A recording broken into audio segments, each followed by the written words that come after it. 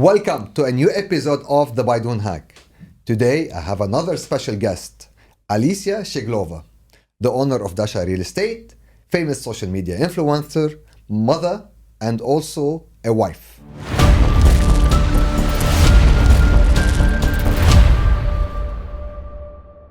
Alessia, thank you for joining us. Happy to have you today. Thank you. That was a nice intro. Alessia, do you believe that work-life balance do exist in real estate? I know some people will say no, but then what is the point to work and to make all the money if you cannot enjoy it? That's my personal opinion. And having a child, he's going to be 8 soon. For me, every single day that I spend with him is precious. So it's my job as a parent to balance the work and the life.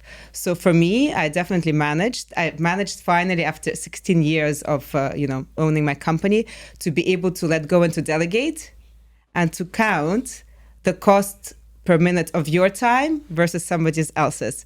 And honestly, time like with my son and my family is priceless. Well, I agree with you. But let's say for a newcomer to the real estate market or someone that doesn't own an agency yet, do you think he can go all the way or start his career and be successful while having the balance? Do you think that's a realistic expectation?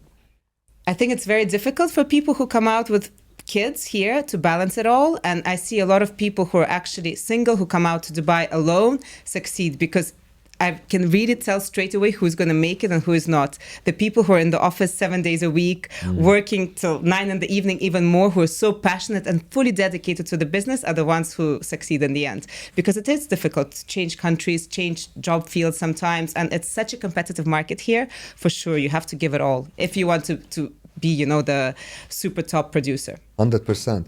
By the way, when you hire your real estate agents, what do you look for based on what you hire your agents? Well, apart from good looks.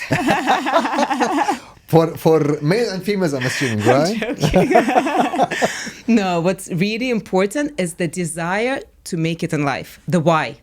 Because sometimes I have an agent in the interview and they say like, you know what, I'm not here for the money. Straight away, If somebody says that they're coming to the real estate market not for the money, for me, it's a huge red flag. Somebody who says, I'm here, I want to turn my family's life around, or I don't know, I have debts, I need the money to make it in life. This is the one person that I know who will succeed. And they need to be able to be a people's person. From my experience, somebody who's very shy and introverted, they will not have what it takes to prospect and to make those interpersonal connections, which is so important in the real estate market.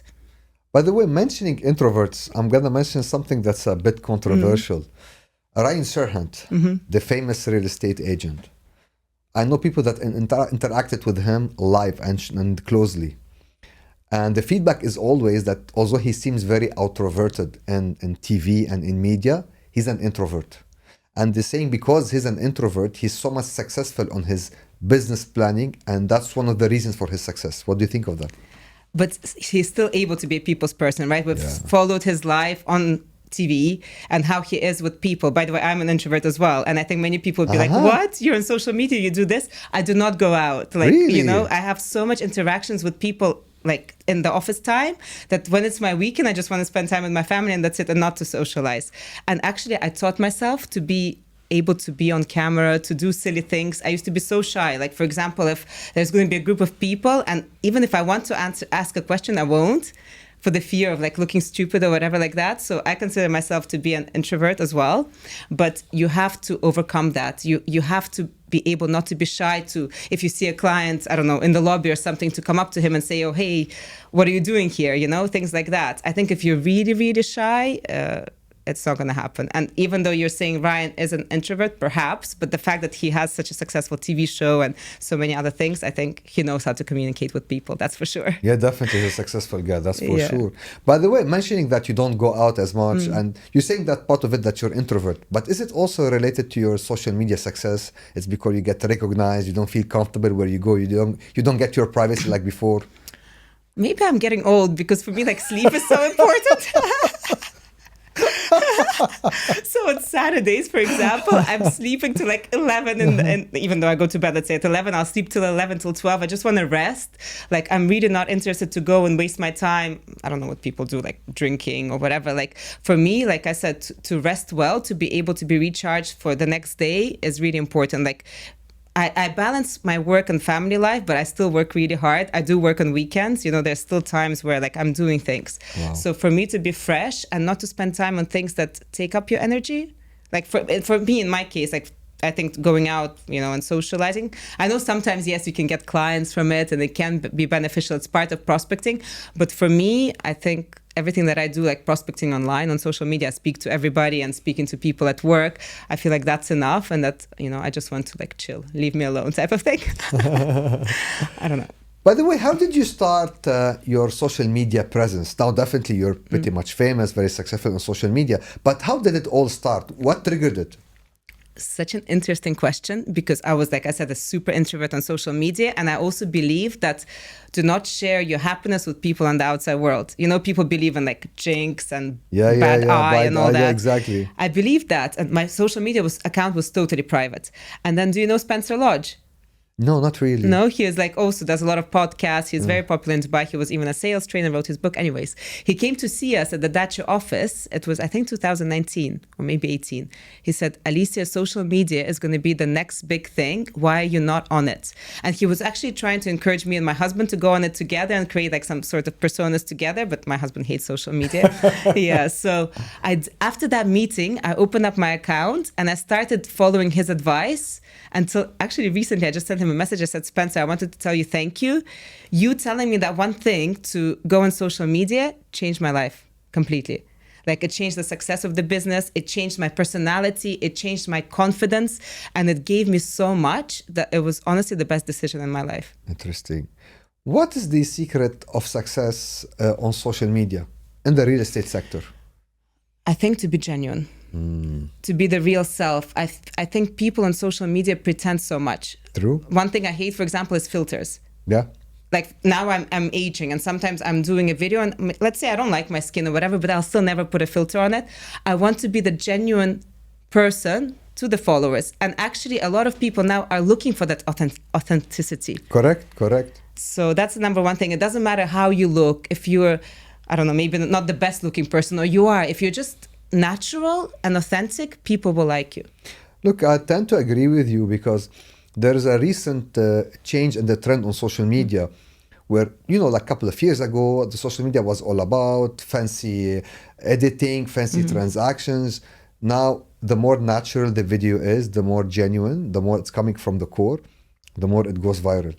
Do you agree with me on that? 1000%. And even my team who manages my TikTok, like, sometimes I say, oh, I need the filters. Like, no, we never put filters because it decreases the reach. And even now we were saying, you're like, oh, how does my table look? And that's why I feel like, leave it. Who cares how it looks? People don't really care about the small things. They just care about the value of the content.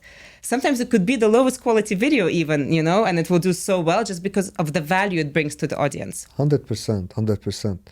Now, there is a general belief in the market that because of the importance of social media and real estate, then the moment you are famous on social media, you are qualified or you have all what it takes to establish your own real estate agency. Okay. And I'm seeing a lot of influencers that started with agencies. The moment they went viral on social media, they said, you know what? It's time that we open our own agency. We can generate our own leads. And then, yeah, we can make that move. Do you think social media success is the number one factor, or can be the number one factor for a success of a real estate agency, or for an agent to move from being an employee to an owner of an agency? You know what's funny? I think the biggest producers and deal generators in the market perhaps are not even that active on social media. And you know, there's a joke that goes around, and I don't think it would be funny if it wasn't true. Are you more busy shooting reels or closing deals? You know what I mean? So I really don't think that the popularity on social media straight away means straight away that you're successful. You know, I know some brokers who are so active, they spend so much time creating social media and they're not actually closing. Wow. Yeah. So, but if somebody wants to go and open their own agency, I've seen so many people that even left Dacha who went and opened their agencies, they end up closing them in a year because they think it's so easy, but they don't realize how much things it actually takes in the background to have a successful agency, like starting from the paperwork to tax to all that things. So I think a successful broker is better off working under a good company, getting his commission and not worrying about anything else. Because as soon as you start worrying about the admin, the tenancy contracts, I don't know, trade licenses and all that, you're taking away the attention from the most important thing, which is closing deals. Correct. By the way, mentioning closing, I have an interesting question for you. Based on your experience with the real estate agents, let's take the example of two real estate agents, one with a college degree, one without a college degree. Which one you think has a better chance of success and why? My best agents in the company dropped out of school when they were 16. Wow. By the way, I've observed this and I don't have an explanation for it. Could you tell me, based on your experience, why you believe people that doesn't have a college degree or even school degree are successful in closing? I really have an explanation, because I noticed people who have a degree, they are such overthinkers. Like how my mother always says about me, you're too smart for your own good. I start researching, I start doubting, overthinking. People who, I'm not saying they're not smart, but people who dropped out of school or whatever, they start working from a very young age and all they want to do is hustle. They're not overthinking. They're not thinking, oh, what will this person think of me? Oh, what if I make a mistake? They do not give a shit. They're just going for it. They have a target and, they try to achieve it. My top producer right now was a bricklayer in UK. What? If he sent us a CV, I don't think he would have even gotten an interview. Wow. He approached me on Instagram. It was just a very nice message. I couldn't even log into his profile to see his pictures or anything. So it wasn't based on anything like that. It was just a very nice message. It seemed very driven. And I told my recruiter, I said, please speak to him. And at the interview, I think he was a very outgoing person. She liked him, got him in. He was so chatty, such a people's person. And like I said, now he's absolutely smashing it. Wow. Mentioning your mom, because there is something I know about you. I'm not sure if your audience know it. Okay. You have took over the business, Dacha Real Estate, from your mom. Yeah. So your mom is the one that established it. Now people are going to say, oh, she's just a rich kid. So that's why I want you to explain where was Dacha Real Estate before you took over and where it is right now. How did you add value in the process? All right. Not to take anything away from my mom, by the way, because she did start the business by herself. It was 2004, so the market was so new. And by the way, she was top producer for Dacha and many other. Really? Yes, Dacha gifted her a car and all that. She should be my next guest then. So in terms of sales, she was amazing. She's done super well, and she built something from zero until 2008 when the crisis happened. She had a team of 10, but she was very, very involved in sales herself. So the company was actually doing super well. But then the crisis hit, and that was the time when I graduated from university. And I wanted to be a doctor. Oh, wow. Yeah. So I graduated as a nutritionist, which maybe also not many people know about me, in dietetics. And I really wanted to pursue that field. That was my passion. She said, why don't you try real estate? The company is here. And if you don't like it, we can always close, or you can always change the sphere and do whatever you want. So that's what happened. And she left Dubai in 2008. And I started. Honestly, it was a big challenge because I was 21 years of age. The team that was there in Dacha was still my mom's team. And they're like, who the hell is this kid, It's true, right? I would imagine. So I really had to prove myself that I am serious and, they should take me seriously and, I will do my best. And they did start seeing that, I'm not just a kid. Well, I am, but that I do come up with good ideas and I am serious. And within a few years, companies started growing. What was a huge impact for me is, obviously also not to take anything away from me, but just to highlight how important people in your life are and partnerships in your life. Meeting my husband, I was I was doing my own deals that time. He was a realtor, was such an important and crucial thing to Dacha's success because we managed to build what we have now together. So I never knew this, by the way. Yeah. So 2010 is when I met him. And then in 2012, he joined Dacha. And with I'm more into operations and he's more into sales. And with this combined, we managed to grow Dacha to, the 120 people that we are today. So to answer your question, I took over the company when we were 10. Wow. In the crisis, which is also very important because 2009, honestly, there was no transactions happening. There was just rentals and consolidations with the developers. And then, we managed to grow to where we are now. And that's why it's so important, not necessarily to have the right partner or husband, but just the people you surround yourself with, whether it's managers, even admin team, everybody, that's the people who make the business. If you want today to give an advice to someone that's entering the real estate market and want to choose an agency that he or she wants to work for, what shall be the criteria based on which they should select the right agency where they should start the career? The first important thing is to decide whether they want to do secondary market or off plan, because I'm sure you know there's some companies who are so strong in off plan and it's a totally different marketing strategy, and companies who are strong in secondary, for example, such as Dacha. Once they select that, then of course you start digging more into the companies. So I think culture of the company is so important, and the people you're going to be working with, your manager. So you need to really be on the same wavelength with the manager, because that's the person who is going to be mentoring you, right? And the culture of the company. I think now having social media around, right? Exactly. You can really tell from the social media of each company what they are about. So find a company that you think will fit you, your beliefs, your culture, and of course marketing as well. So when you go on portals such as Property Finder, Baydoun, where does that agency appear? Are they even there? Are they spending the money to give the maximum exposure for your property? And lastly, I think longevity of the company and the reputation of the company in Dubai now is so important, because owners can only list with 3 companies right now. I heard that they changed the law now. It's limited. Yeah, only to 3. So what are the unique selling points that your company can provide for that owner to choose not only you, but also your company? So I think now for smaller companies, it's going to be so difficult to win these listings over. 100%. Imagine the power when you go to a seller and you say, we are 100 agents who are going to be trying to sell your property. Versus if you go to an owner and you say, oh, we're a boutique agency and it's only me who's going to be working on it. There are rumors that's going to make this even like excluded to one agency. So you can list only with one agency. I think that's how it is in America, right? Exactly. It seems we're heading to that direction. Would you support this? Do you think that's a good idea for the market? Honestly, when the rule came, with the 3 agents came out, change is hard, right? I was scared. I'm like, are we going to be able to make it, etc. And that's another thing where social media really helped, because owners are calling my agents saying, we like Alessia. We saw her social media. We want Alessia to do the tour and things like that. That's really helping. And of course, the brand and people feel like they can trust me. They feel like they know my life, you know? True. So 3 was fine. And yes, now 1 sounds really scary. But like, I think people adapt to change. And in the long run, maybe it will benefit, especially if there's strong exclusivity, because currently exclusivity can be canceled like this. Like the owner can go into the Dubai Rest app, say, oh, I don't want that anymore, cancel exclusivity, and go sell with, I don't know, competitor. Correct.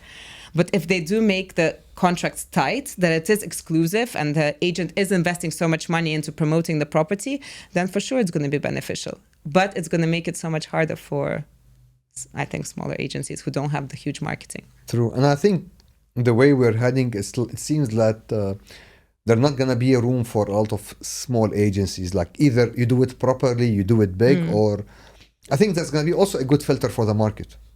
Yeah, of course. I don't want to say something bad about small agencies. I'm sure they're doing really well and they have their own client pool and stuff. You know, there is space for everyone in the market. But with the way the regulations are going, with the rules, I think, and with all the marketing support that's needed, I think having a good big team around the company is really important to stand out. Yes. In a market that's full of competition, what's the biggest backstab you've ever had in your life? Biggest backstab, I'm not going to go into details, happened actually within my own company. You can give the details without the names. Okay, that's true. Okay, the basic backstabbing is, of course, when you show a agent your property and they go behind your back and they close it. That's like super standard. Sale-wise, a big backstab, let's say, that happened is back in the day, we were showing 2 Emirates Hills villas. The total value for both of them was 70 million. Wow. But at that time, that was super huge. Yeah. Right now, maybe we can say 500 million, you know? The client was there, he liked it, and then one of my agents mentioned who the property belongs to, vaguely. And the buyer says, oh my God, I know them. And that's why less is more. Don't give away too much information. And the next week he went and bought the property direct without us. Wow. So that was like, I don't know if it's considered a backstab, but that was not nice. But to me, the biggest backstab, like I said, I had somebody in the business who I was very, very close to and would, let's say, consider them a friend. And yeah, they went and I don't know if it's even a backstab. They went and opened up their own company. Wow. But I don't know if it's a backstab or not. It's business, That's so business, yeah, that's business. So I guess, yeah. I think it's the agents, because the money in this game is so big and the stakes are so high, agents are willing to do whatever it takes to get the deal done. Yeah. And sometimes I call my mom for advice. So I called her complaining about something. Mom, this and that happened. She said, Alessia, what are you complaining about? Real estate market is one of the dirtiest markets on the planet. Yeah. You should get used to it and get thicker skin, which is true. So, people complain, oh, market is cutthroat, blah, blah, blah, but huge money at stake. Where else are you going to be making such money? Yeah, impossible. I think doing something legal, especially. Exactly. If you want to do something legal Yeah. and become a millionaire as quick as possible, I think selling real estate is the best path. Actually, even my kids were asking me like, what's the shortest path to become a millionaire? I told them it's very simple. When you work in sales, there is no limit for your income. And the bigger or the more expensive the item that you're selling, the more your commission is going to make. And real estate is an obvious option. And that's True. right. Yeah. So one thing, my agent, he's like such a nice and ethical guy. He was saying, Alessia, you cannot believe this agent from this and this company saw my listing online. And then they went and knocked on the owner's door, pitching them their service.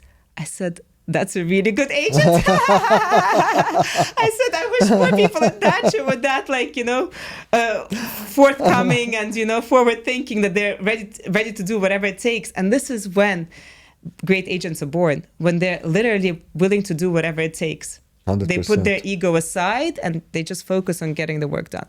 Now, after the success on social media, do you have the ambition to appear on TV now? Oh my God, I wish. Honestly, that's like one of my, how can I say, things that I really wanted to do. And yeah, I don't know how to approach it. But for sure, if I had the opportunity, I would have loved to appear on TV. Any specific, let's say, TV show that you have in your mind, even if it's international, not introduced in Dubai yet, that you think, well, you know what, I fit there? I was watching $1 Million Listing a lot before it was even brought here. Yeah. And I loved it so much. That's why I'm a huge fan of Ryan and Frederick, I think. That show to me was the best. And I'm like, if that ever came to Dubai, I would love to be in it. Yeah. And then I think before Ben brought it here, somebody approached me for it. And I actually did like the whole casting tape and all that. But I'm not sure exactly what the story happened with it. That producer was canceled, maybe because Ben had the rights and whatever. Yeah. So yeah, and then it never happened. But you never know. No, definitely you never know. Like, there are so many opportunities, particularly now, like multiple TV shows international are coming to Dubai, and obviously real estate is the big thing here. Exactly. So my time might come. If it's meant to be for me, it will come, and if not, it's not. Yeah. For real estate closure, for pure business, let's say between TV and between social media, which one you think will be more beneficial for deals closure and real estate business? Well, I was never in TV, so I can't choose really, right? So, because I was never on TV, that's the thing. And also it really depends on the exposure of the show. You know what I'm trying to say? And the quality of the show, because sometimes if it's not the right quality, it can actually portray you in a worse light, right? 100%. But social media, you're really in charge of it yourself, and everybody is on, Instagram or whatever they're watching it. So in some instances, that can even have higher exposure than a TV show. And in TV show, like let's say if you make a mistake, you don't have the chance to rectify it till the next season, if you are on the next season. And you're not in control of what gets published, right? Exactly. Whatever in social media, it's all within your hand. People didn't like the video today, they might like the video that you're going to post tomorrow. Yeah, and it's within your reach. And also, you don't have to sit here and wait for a chance to, let's say, become famous or make it big. It's literally in your hands. True. So like I've built, I don't think, by the way, you say success in social media, I feel like I'm just getting there. I don't think I'm that successful. I feel like when you hit 1 million, that's when you are. I'm still like a baby in social media, but I'm seeing the benefits. So I cannot wait to see what the future can hold if I continue growing even more. Yeah, definitely. But I have my personal observation when it comes to social media. I think the exposure, or for some reason, I don't know, I cannot explain it even. why some people that have less number of followers, but they are way more recognized in the street, as opposed to people with higher number of followers and they don't get recognized. I'm not sure why, because I know people that are above 1 million and people they don't get recognized, and people with a couple of 100,000 of followers and still like wherever they go they get recognized. One thing could be, are those followers actually authentic? Yeah, good point. But we don't know, right? Yeah, and the other thing is the geographical location of those followers. So for example, I built my account here and like, I don't know, maybe 40% of my audience is based in UAE. So of course I get recognized. But what if it's, let's say, some Russian influencer who just came from, I don't know, let's say Russia, and she has 2 million followers, but they're all based, you know, in Eastern European countries. So maybe she wouldn't be, you know, recognized here. So I think maybe for that reason. And also in terms of the impact that you have, like you can have a lot of followers, but are you bringing value? Correct. Or are you just there, like, I don't know, showing off, let's say? What's your story with the baby blue? Because you're wearing baby blue today and your G-Wagon on social media is baby blue. Oh my God, so embarrassing. I just came from a shoot and my car was parked outside and the guy who was there, he's like, oh my God, you're dressed to match your car. Well, I think the baby blue, obviously because of my eyes, it's I love the color. I feel like it brings out my eyes. And when the G-Wagon in China blue came out, I just fell in love with it. I cannot say it's my favorite color because pink is my favorite color, but I think it complements my complexion. No other story, sorry. Who do you consider to be your biggest competition in the real estate market in Dubai? Oh my God, there's so many. Yeah. Dubai market is so competitive. And even now, let's say portals such as Property Finder put us in the same category as some really, really big dogs, you know? And it's, for me, it's like, my God, guys, I have 100 agents. How can you put me in competition with people who have 300, 500, 600 agents? So I think, you know, every single company is competition, to be honest. Give me 3 big names that you feel like, you know what, those are the big guys that are competing with There's me. so much more, but I'll just tell you like the companies that I really look up to in the secondary market that I think are doing really well. Of course, also Panosop, House. And house. Is it? Yeah, also House and House. Yeah. Fam and Fam. Driven and Driven. Yeah, that's already how many. That's pretty much already. Yeah, no, there's so many, and even smaller companies are competition, you know. In Dubai's real estate market, everyone keeps talking about luxury properties, luxury. Like this term has been used and abused. In your view, what would make a property a luxurious property? I think luxury is defined by what the person who's buying that property thinks luxury is to them. Yeah. Because, for example, somebody, let's say, who's upgrading from a studio in Discovery Gardens to a 1-bedroom with a marina view, as an example, could consider that to be a luxury already, right? Yeah. For me, for example, after seeing so many beautiful properties in Dubai, I have my standard of luxury, which is, you know, a fully upgraded villa on the Palm or Jumeirah Islands or Dacha Hills. Thank God you mentioned it. I was waiting for it. So I really believe luxury is defined by what a specific person thinks of luxury. But in Dubai, luxury terms, for sure, it's like the mansions, the penthouses, the beautiful views, the great finishing. Do you prefer living in a penthouse or a villa, and why?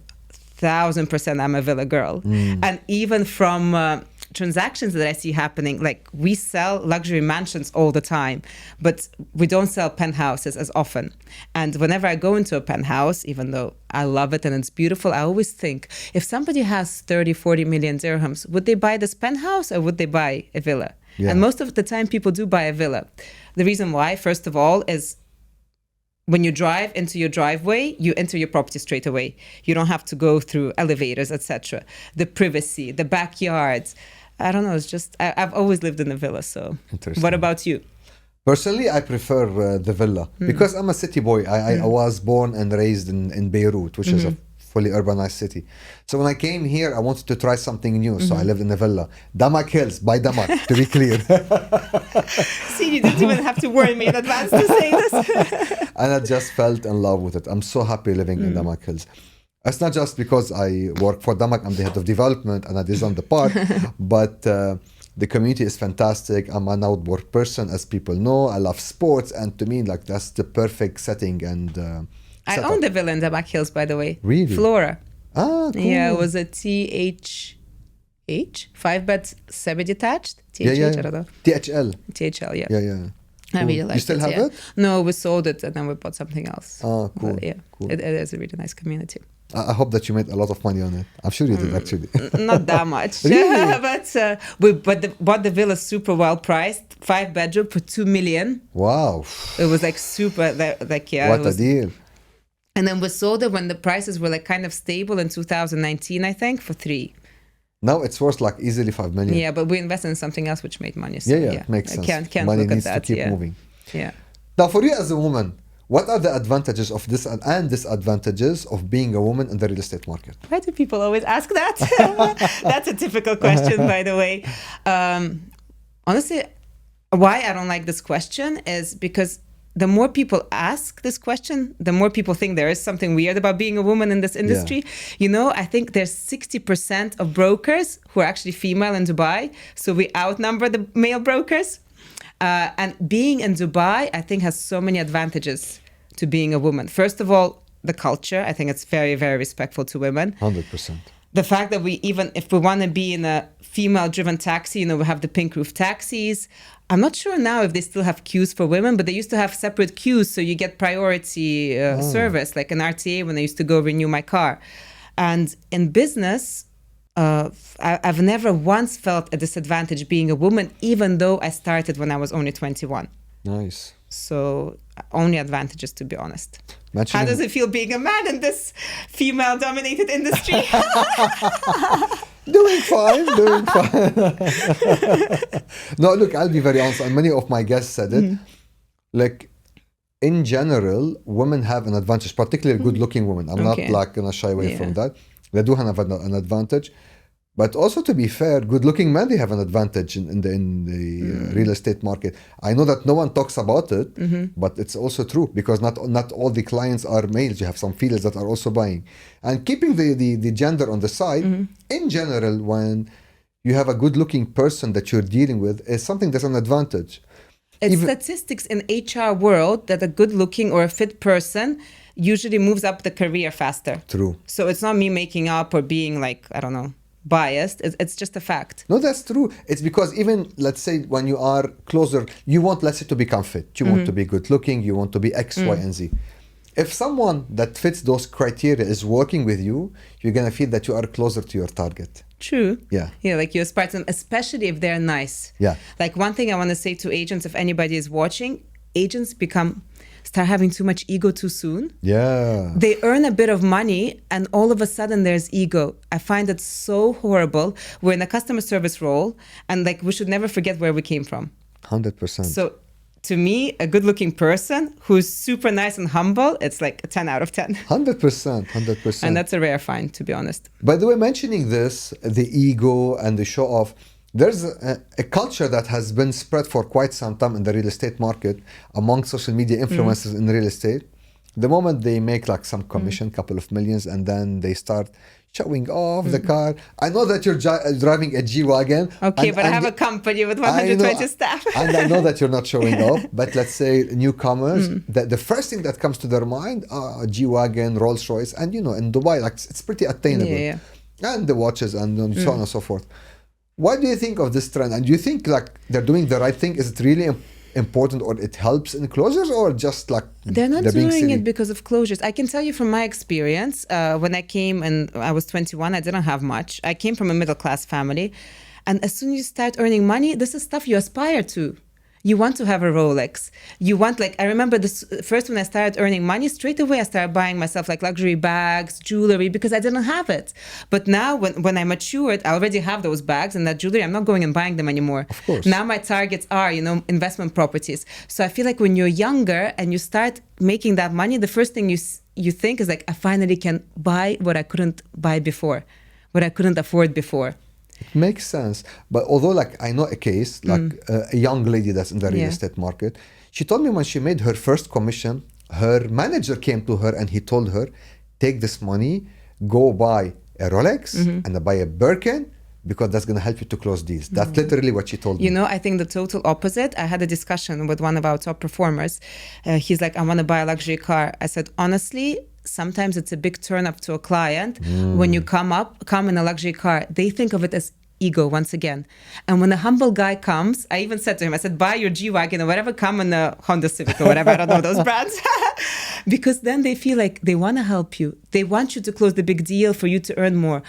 Honestly, like, I really, really, really don't like cocky agents who have ego and show off. And if I had a chance, like if I was buying a property, there was one guy who keeps on saying, oh, I make so much commission, I'm this rich, versus some humble person for whom this deal is going to mean so much, I would probably close it with a person who I know I'm going to help.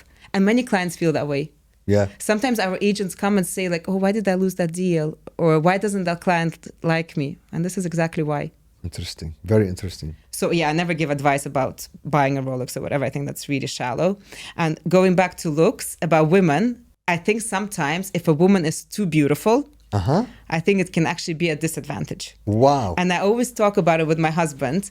For example, if we were looking for a family home and some hot girl comes in a mini skirt or whatever, as a wife, I would feel protective and I would probably not want my husband dealing with her. Honestly, I've never thought about that. That's a very interesting point. But me from a family background, and like even though like everything is fine with my husband and we're like never, but like there's jealousy is normal, right? And many it's times healthy. I think there's no jealousy, there's a problem in the relationship. And I think with men also sometimes if your wife is dealing like with a good-looking agent, you know what I mean? Yeah. So I think being professional is super, super important. And what makes me really upset, because I grew up in Dubai. Dubai was so small and so cultural when I was growing up 30 years ago. It still hurts me to see people disrespecting the culture. Yeah. And agents with, you know, like low cleavage miniskirts makes me really, really upset. And Dacha will have a strict policy to adhere to cultural norms.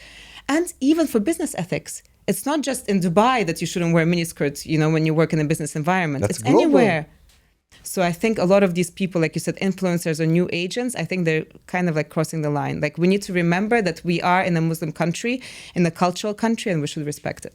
I think that's a gold advice, because it's not the first time I asked this question in the podcast, but I think that's the most, let's say, practical and the most beneficial answer I've ever got in this podcast. And I think many people are going to benefit from what you just said. And I fully agree with you, honestly. And then the people respect you more. 100%. Sometimes, yes, I know a lot like off-plan companies have the strategy to have really, really pretty girls. And maybe that works. But for sure, in the long run and in the secondary market, I think, yeah, looking like professional is really important. 100%. By the way, how did you close your first real estate deal? In 2008, in the summer, I had a break from university and I was here and I was helping my mom in Dacha. Yeah. And the market was booming. Honestly, Mohammed, it was crazy, like crazy prices for agencies. Kind of similar to now, actually. And it's crazy. 2008 was Palm Jebel Ali, which is such a deja vu because Palm Jebel Ali now, my first sale actually, it was called the Water Home in Palm Jebel Ali. Wow. And it was like a bunch of agents and the commission was around 160,000. So that was my first sale, but honestly, I don't even count it because like I said, it was like my internship. But my first real deal, and this is why I think the real agents in this market, sorry, don't take it offensively, are the secondary market agents. Because people who are selling off plan, it's more like sales, but not until you go on the ground and you start, you know, helping people rent a home and start showing them actual ready properties, etc. You realize what it really takes to be an agent. Anyways, so 2009, Dubai is dead. And imagine the contrast I had in 2008 when people were spending like crazy money to when I came back, roads were quiet. The whole vibe in the city was like, I don't know, trauma or something. Anyway, so I get my first lead, don't know how, for a rental, 50,000. And my mom back in the day, in the summer, because she knew I was going to graduate from university, bought me my first car. It was a BMW X6. Very fancy car. And at that time, $100,000 for a car was big money. Of course. It was like, honestly. So I'm like 21-year-old in this fancy car picking up my client with a 50,000 dirham budget to rent a property. Oh my God. And I took him around all of Dubai because he didn't know what he wanted. I showed him so many buildings. He ended up renting from me and it was a split deal and my commission was 1,500 dirhams. Moral of the story though, the client still remembers me. I think till now he sends me referrals. I learned all the buildings that I didn't know because I took him around so much. Like I learned so many products and just, you know, I gained a customer for life. Wow. I know, like right now, I wouldn't give advice to agents or waste your time for 1,500 dirhams. But for me at that time, and by the way, for any agent who is new to Dubai, don't think of it as a waste of time. Think of it as a learning path, your university to real estate. Very interesting. So, yeah. Not inspiring, sorry. No, it is pretty much. But going back to a point that you just highlighted, the difference between an agent that focuses on Off-plan. secondary versus off-plan. I have my own view, but I'd like to hear from you. What do you think is the difference between the approach for both? I think the difference in approach for an off-plan agent is sole sales. You have to be a very aggressive salesperson. You need to be like super diligent and following up. And I also think the market is so saturated that you really need to be like cutthroat. And this is when the question comes of like, you know, even offering commissions back, I don't know, dressing provocatively and all that stuff. You know, you're just trying to make sure that client buys through you. And especially when a salesperson works for a developer, only one developer, they have only one product to sell. So you tell me, are they a salesperson or are they a real estate advisor? Honestly, I think like in real estate, as a real estate agent, you should become a real estate advisor. And ideally, a real estate agent shall be able to sell both. The challenges are different. Like when you are selling an off-plan, you get all the information from the developer, all the homework done, you get trained. So building the pitch is not your worry. Someone is spoon-feeding you the pitch. However, you need to have a strong ability of storytelling. You're selling something that doesn't exist. You need to be able to make the person or the buyer live the dream. And the secondary market, you need to be very pragmatic, understand the area, how close is the school, the supermarket, single row, double row. So you need to build the pitch by yourself for your own product for you to be able to sell it. But it's easier on the storytelling part because people are seeing the product. You don't need to make them imagine it. But this is what exactly I said, that an off-plan agent is a salesperson. Yeah. You just said they have to just sell the product, while a secondary market agent is actually on the field and truly understands everything, the laws, tenancy evictions and all the nitty-gritty things. How much is your DEWA bill going to be? How much are your service charges? Like actual real life stuff. While off-plan is more of investment, right? And it's more just of a sales pitch. True. My opinion. No, I agree with you. And ideally, if a real estate agent, as you said, he should be an investment advisor, because you could structure a portfolio that has multiple buckets. Personally, that's my personal view. I like to have my portfolio that's subdivided between three major buckets. The off-plan, for which you have high appreciation of property value, and it has higher level of risk because of the potential details. Something that's about to be ready in a year will appreciate to a certain extent, and the yield can be very close. You can rent it in a year's time. And something that's ready, not much of appreciation, but you buy it now, it generates money now. Ideally, I like to design a portfolio by which the off-plan the ready will be paying for the off-plan. And at the same time, I just sponsor the one in the middle that at some point in time it becomes ready, which is in a year time. And then I'm going to have a positive portfolio that's paying for itself and I'm getting money out of it. That's my personal view. But at the same time, Mohammed, you're very experienced, right? Educated, etc. The people who are now selling off-plan, like, they just came to Dubai. All they care about which developer will pay the highest commission and pitch, So, True. But of course, I have so many friends who do solely off-plan, who've been in Dubai market for so long. They're amazing advisors and they will only lead their clients in the right direction. I'm just saying that there's like I said, with off-plan sales, you're more of a salesperson and financial advisor, let's say, while with the secondary market, you're more of an actual realtor. Yeah. So that's my difference. By the way, speaking of this portfolio, you reminded me of something. Portfolio splitting. I had a really, really wealthy client and he gave me one advice, which was long ago and it still stuck to me, because you said split it in three ways. Yes. He said to split it in three ways differently. I said, will not say his name. What would you advise for, how to split up your funds? He said the following: 1/3 into property, 1/3 into cash, and 1/3 into physical gold. He said not like paper, actual physical gold. And this was around 10-15 years ago. And look what happened to gold now. Wow. And look what happened to property prices in Dubai now. Wow. So definitely very smart advice. No, definitely. Because that's the basis of risk management. Diversify the portfolio. Don't put all of your eggs in one basket. And I think that's a wise it was really approach. good. But I don't advise people buying gold now. I don't know, it's so high. Yeah, it's Don't too take high. this as financial advice, just sharing a story. 100%. But I did buy gold in 2020 in COVID because I was worried, right? Like with everything that was happening and... market is collapsing, I money don't know will what's not going to have happen. value. You don't know what's going to happen, right? Like there were so many scary stories. And I said to James, I said, let's just buy some gold. So we have it. And we bought it at 1,700 per ounce. And now it's around 3,000. So yeah, You doubled your I money. took my client's advice. That was a very good one, actually. Yeah. What's your plan for the upcoming 5 years? Where do you see yourself and your agency in 5 years? Sorry. I feel like I'm in an interview. Is that back looking for a CEO? No, I'm joking. My plan for the coming 5 years, this year has been a massive year of change for me in a very good way. As I started telling you in the beginning in terms of work-life balance, I learned to delegate. And I know this might sound so simple, I also realized that when you hire a person into your business, it's not an expense. Like I used to think, oh, the salary, it's an expense. Yeah. It's an investment. True. Even if the salary, let's say, is higher, how much is that person going to generate you in the business, and how many times like of his salary you're actually going to gain from him?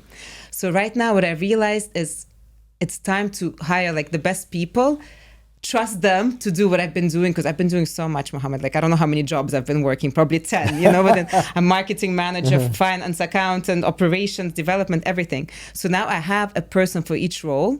And now I can really see the business, actually starting to grow without huge involvement from me, which comes to work-life balance. So I definitely want to grow, and I want to grow in a way where I'm not my life is not dedicated to work, where I can have people I trust around me. So goal is, of course, to expand. I want to double the team and just continue what we're doing. Maybe TV show, like you said, in case anybody's looking for talent. We have the perfect candidate. Finder's fee for Mohammed. By the way, I've met you, and I'm not going to mention the name of the gym, and it's on social media. I've seen that you're now working heavily on the fitness side of your life. Yeah. I don't know, everyone says fitness is important, but genuinely, how do you feel that your life changed since you started taking fitness that seriously in your life? Honestly, I've been working out always nonstop. It's always been a huge part of my life. I just started going to the gym because I was training at home, and I felt like getting out and seeing people, like you said, surround yourself with people that inspire you is inspiring. And you want to do more, you want to lift more. Fitness is a huge part of feeling good, endorphins, feeling good about yourself, energy levels. So I think it's really important. And you know how we discussed people who are better looking, they end up earning more? I think the same thing, people who are fit.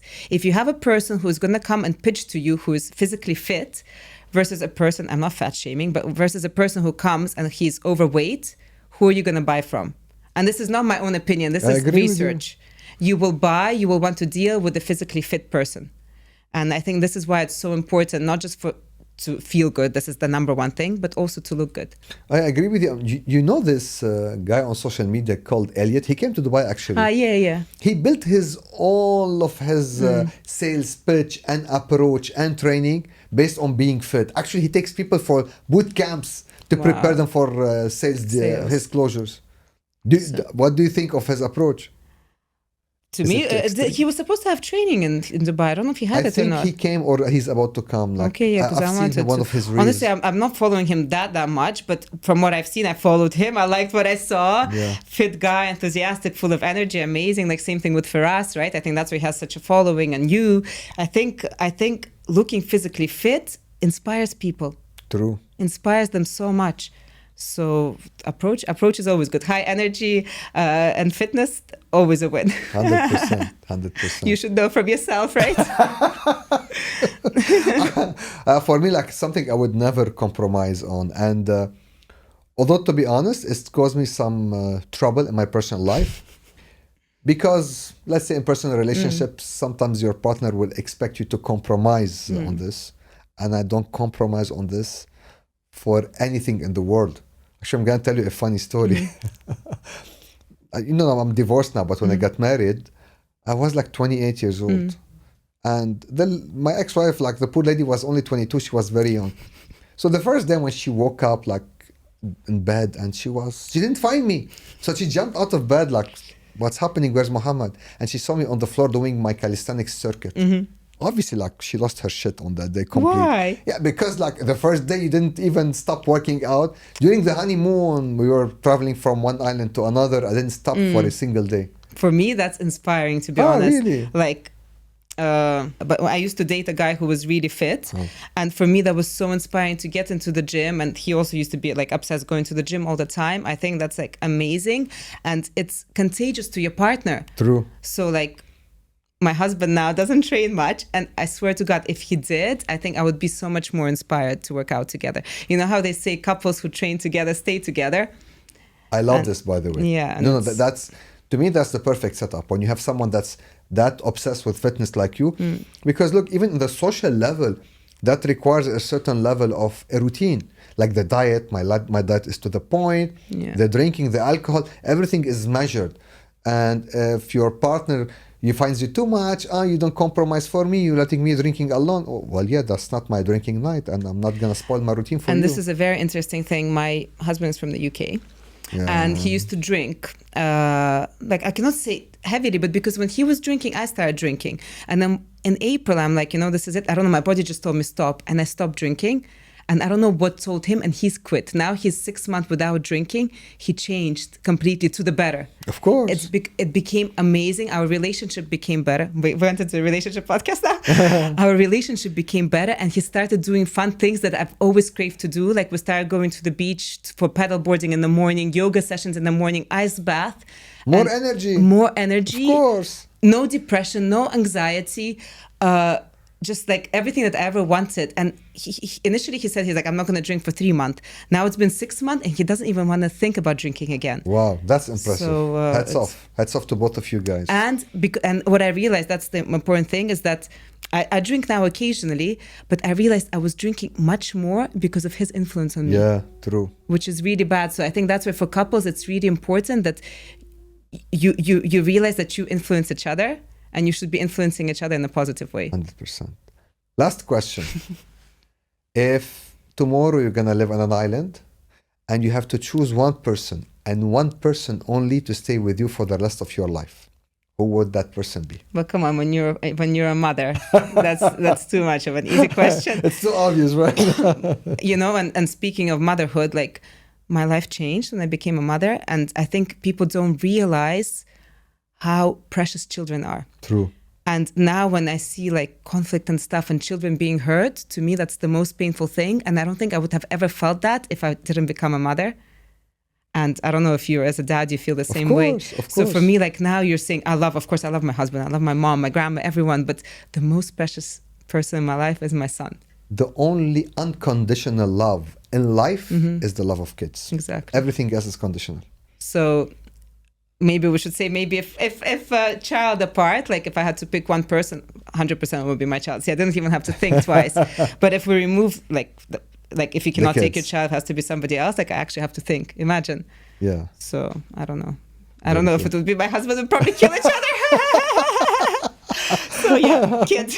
Because honestly, I asked this question because I knew you're gonna be like wondering between the mom and the husband, because I know how it seems to me from the interview that you are super close to your mom also. My mom was just visiting for the past 2 days and she was in my hair, so definitely no.